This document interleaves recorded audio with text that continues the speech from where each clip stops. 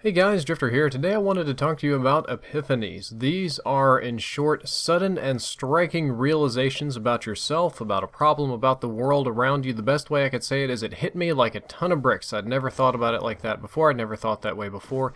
And it's kind of an important topic. The gameplay that you're seeing right now does very much so relate to that. In the game prior to this, I was playing against the same people on the other team. You see these 918 guys. You'll find them near the top of the scoreboard. They both use attack insertions. They both chunk C4s, and they both PTFO very, very hard. Good players, especially in public matches.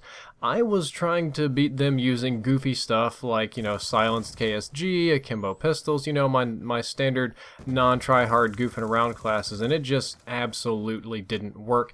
And after about 2 or 3 games of getting beat into the tar, I scavenged one of their more regular weapons and killed a couple of people with it, and I had an epiphany, perhaps not a big one, but a small one. It hit me like a ton of bricks that I'm not going to beat these people using my goofy guns. I'm actually going to have to play Call of Duty. I'm actually going to have to put my try-hard panties on, use real weapons, and not goof about. So that's the gameplay that you're seeing here, and I also realized that I wasn't going to be able to beat them using the same gun and the same tactic over and over and over. So throughout this game, I'm going to swap up my guns a lot. I'm going to scavenge. I'm going to keep it fresh and interesting.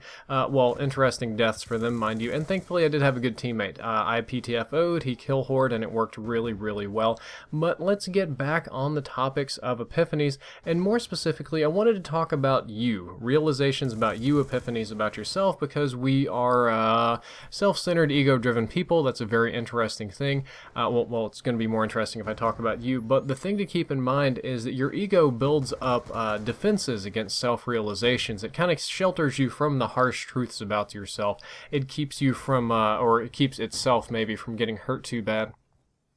So there are a lot of defense mechanisms at play when it comes to self-realizations, and I thought it might be easier to just explain a few examples of my life of how this can come about and what you can do about it. The first example I would like to make is going all the way back to high school. I was already going gray. For those of you that follow me on Twitter or watch the videos in HD, you'll see that I have quite a few gray hairs in my head, especially for a young man. Matter of fact, a lot of gray hairs, and if you look over time, it's just getting worse. This was a problem in high school. I woke up one morning and I realized I had a lot of gray hair, and I started picking them out of my head and plucking them, and just, I spent like 20 minutes trying to get my hair right. I walked to school. A friend of mine, the first thing he says to me is like, "Damn, Brad, you got a lot of gray hairs." And I got furious, red hot mad. I just smashed the locker as hard as I possibly could, put a dent in it, screamed like an idiot, like an emo kid, and ran off. Everybody thought I'd lost my mind, and in his head it's like, well, I guess I'm just not going to mention the gray hair thing again. But for me, it was at that moment I realized that my efforts to conceal my graying were completely fruitless, and all these other sort of realizations came into place. Like, my dad he had solid white hair when he was 29. He's not even 30, and his hair is white, like Raiden from Mortal Kombat white. And here I am, 18, not able to control my grays at all. Swallowing some stuff there, apologize for that. And it was a very depressing thought, but it was a very real and true thought, and it really stuck out in my head. And instead of pretending that it's not going to happen, hoping that I'm going to get my mom's genes, maybe there'll be a miracle cure in 30 years, it was at that moment I just had to come to the acceptance that I am going to be gray before I am 30, and I'm going to have to deal with that. Another good one, the same friend, he's got a kind of a big mouth on him, which can be good and bad, funny usually. We were moving some stuff in college, and some of the guys are moving in a different house. They couldn't keep all the stuff, so they were kind of giving stuff away to different friends and just doing a little furniture exchange. And I came in, and I was like, "Oh yeah, can I have that?" And they're like, "No." And I'm like, "What are you talking about?" He's like, "You were just giving everything away." And like, "No, you have to buy it from us." I'm like, "Wait, what?" It was just some little, this is not a very worthless thing. And they're like, "Yeah, Brad doesn't really give ever. He just buys things. Like, there's always an exchange. There's no give. It's either take or buy with you. So I'm gonna do the same way. Either you take it, but either you buy it or you don't have it at all." And it then occurred to me, I went back and I looked at my actions, and it basically was true. I was not a big giver. I didn't gift.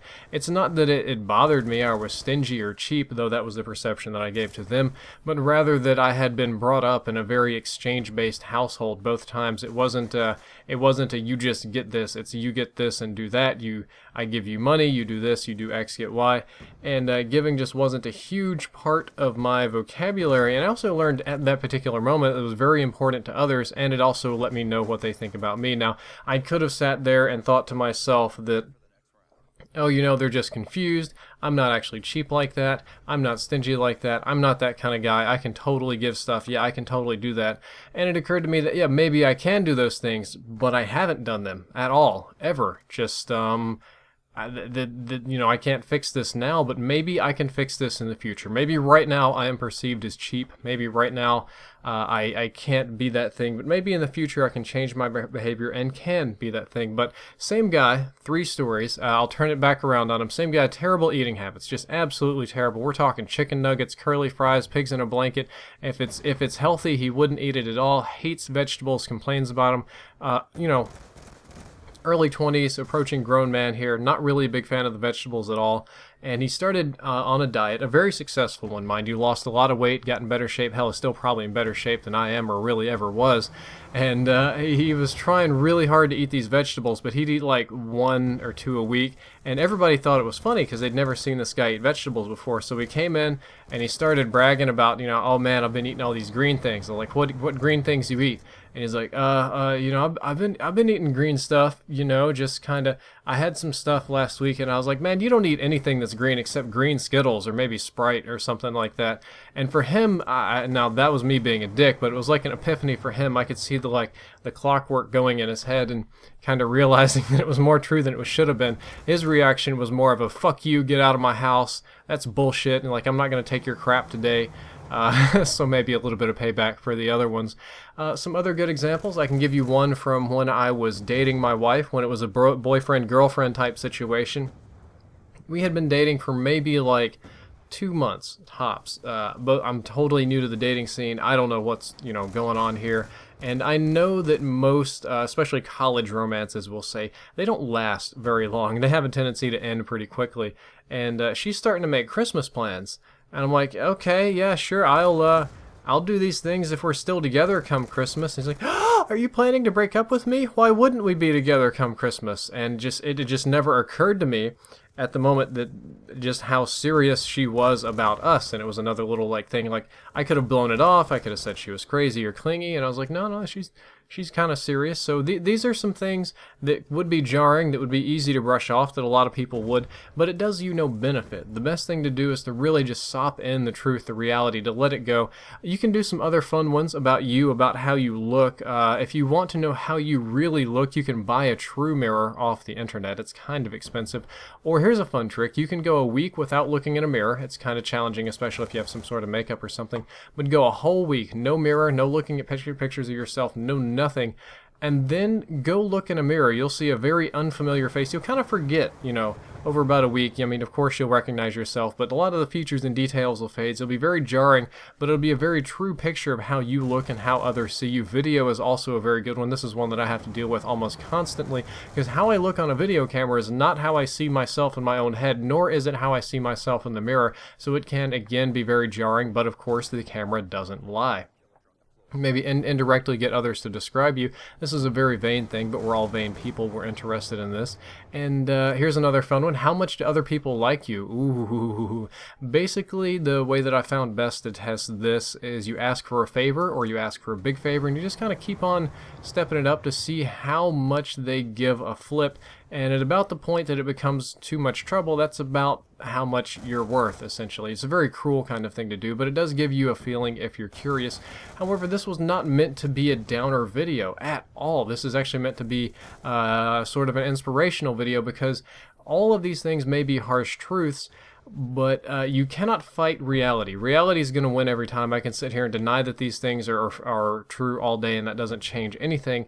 But they don't have to be true forever. If you make a habit of accepting the blunt truths, of realizing where you've screwed up and where you can go better, then you can kind of set a plan for the future to change these things, to sort of work on how you look, or to work on how you feel, or how others look at you, or how much they like you, or all these sort of things that are important for us. Knowing where you are now gives you a much better plan for where you want to be in the future, how you want others to see you, how you want to be seen. And it's not Not that it's going to be easy, or not that it won't take a considerable amount of work, but if you sit there and pretend that everything's awesome, I'm beautiful, and everybody likes me, and I have no character flaws, it is going to blow up in your face, and you're never going to develop as a person. You're never going to progress in anything. But if you accept the truths that come your way, if the epiphanies, if you really let them sink in, put the ego away, put away the defense mechanisms, and realize these things, then moving forward, it is so much easier to change them, because you're not necessarily changing your ego or changing yourself as a whole. You're simply changing your actions and behaviors. I hope you enjoyed the video. I hope you learned something useful. If you did, don't forget to like, favorite, and subscribe. Drifter out.